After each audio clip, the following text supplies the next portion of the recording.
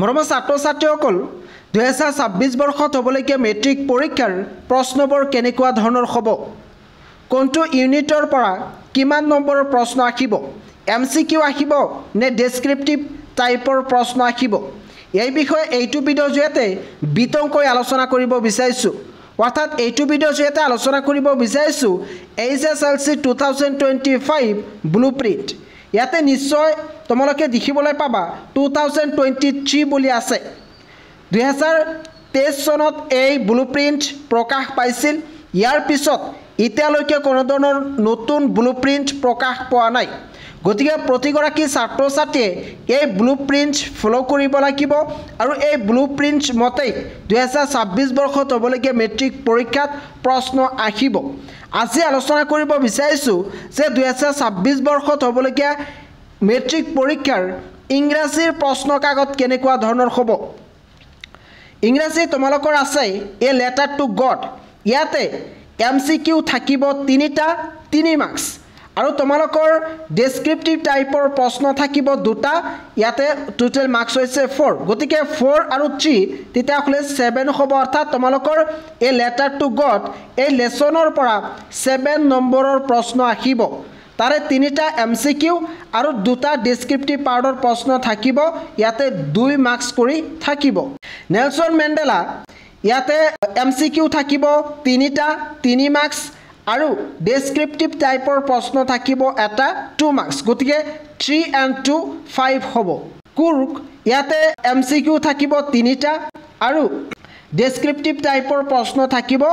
এটা 2 মাৰ্কস গতিকে ইয়াতে টোটাল মাৰ্কস হৈছে 5 এনেদৰে টি ফ্ৰম আসাম 3টা MCQ থাকিব লগতে এটা 2 মাৰ্কসৰ প্ৰশ্ন থাকিব এই সাবজেক্টৰ পৰা আৰু সৰ্বমুঠ মাৰ্কস হৈছে 5 Madam writes the bus ইয়াৰ পৰা MCQ থাকিব 2টা আৰু 2 মাৰ্কৰ প্ৰশ্ন থাকিব এটা আৰু ইয়াতে টোটাল মাৰ্কস হ'ব 5 আমান্ডা ইয়াৰ পৰা 1 মাৰ্ক থাকিব আৰু এ টাইগাৰ ইন দা শো ইয়াৰ পৰা 1 মাৰ্কৰ MCQ প্ৰশ্ন থাকিব কিন্তু আমান্ডাৰ পৰা আন এটা MCQ থাকিব হা MCQ কিন্তু আমান্ডাৰ পৰা 2টা থাকিব 2 মাৰ্কস ইয়াতে এটা আৰু ইয়াতে এটা এই দুটা মিলাই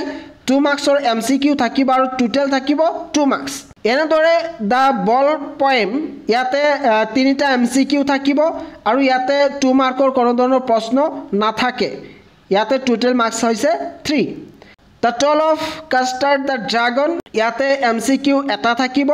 আৰু 2 মাৰ্কৰ প্ৰশ্ন থাকিব এটা টোটাল ইয়াৰ পৰা 3 মাৰ্কস থাকিব তাৰ পিছত The Midnight Visitor নাইবা A Question of Trust ইয়াৰ পৰা MCQ থাকিব কেইটা 3টা MCQ থাকিব আৰু 4 মাৰ্কৰ এটা প্ৰশ্ন থাকিব টোটাল এই দুটা চেপ্টাৰ মিলাই থাকিব 7 মাৰ্কস এনেদৰে ফুটপ্ৰিন্টস উইদাউট ফিট নাইবা দা হেক ড্ৰাইভাৰ ইয়াৰ পৰা MCQ থাকিব কেইটা 3টা থাকিব আৰু 4 মাৰ্কৰ এটা প্ৰশ্ন থাকিব টোটাল হৈছে 7 গ্ৰামাৰ MCQ থাকিব ইয়াতে 4টা আৰু ইয়াতে হৈছে 6টা টোটাল 10টা MCQ থাকিব লগতে আৰু ডেসক্ৰিপটিভ টাইপৰ প্ৰশ্ন থাকিব 3টা 2 মাৰ্কস কৰি ইয়াতে টোটাল মাৰ্কস হৈছে 16 অৰ্থাৎ তোমালোকৰ গ্ৰামাৰৰ পৰা 16 মাৰ্কস আহিব ট্ৰান্সলেচন নাইবা সাবস্টেন্স ৰাইটিং ইয়াৰ পৰা 3 মাৰ্কৰ এটা থাকিব এনেদৰে এছে ৰাইটিং নাইবা হিষ্টৰী ৰাইটিং ইয়াতে 5 মাৰ্কৰ এটা প্ৰশ্ন থাকিব লেটাৰ নাইবা ৰিপৰ্ট ৰাইটিং ইয়াতে 3 মাৰ্কৰ এটা প্ৰশ্ন থাকিব reading seen passages from any described prose piece ইয়াৰ পৰা MCQ থাকিব 2টা আৰু ডেসক্ৰিপটিভ টাইপৰ প্ৰশ্ন থাকিব 2টা টোটাল মাৰ্কস ইয়াৰ পৰা আহিব 6 এনেদৰে তোমালোকে চাব পাৰিবা আনসিন পেজেছ আহিব MCQ 4টা আৰু বেলেগ কোনো ধৰণৰ প্ৰশ্ন নাই গতিকে আনসিন পেজৰ পৰা আহিব 4 মাৰ্কস আৰু তোমালোকৰ 10 ইন্টাৰনেল এসেসমেন্ট আছে ইয়াতে লাষ্টত কৈছে ইজি প্ৰশ্ন থাকিব 30% এভাৰেজ প্ৰশ্ন থাকিব 50% এন্ড ডিফিকাল্ট প্ৰশ্ন থাকিব 20% এই ডিফিকাল্ট প্ৰশ্ন সকলো ছাত্ৰ ছাত্ৰীয়ে কৰিব নোৱাৰে কিন্তু এভাৰেজ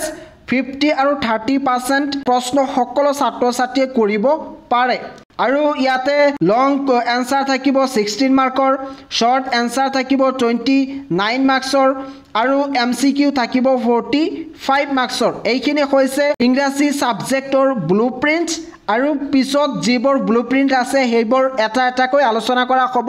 গতিকে তোমালোকে এই চেনেলটো সাবস্ক্ৰাইব কৰি থৈ দিবা যাতে এনেকুৱা ধৰণৰ ইনফৰমেশন সদায় লাভ কৰিব পাৰা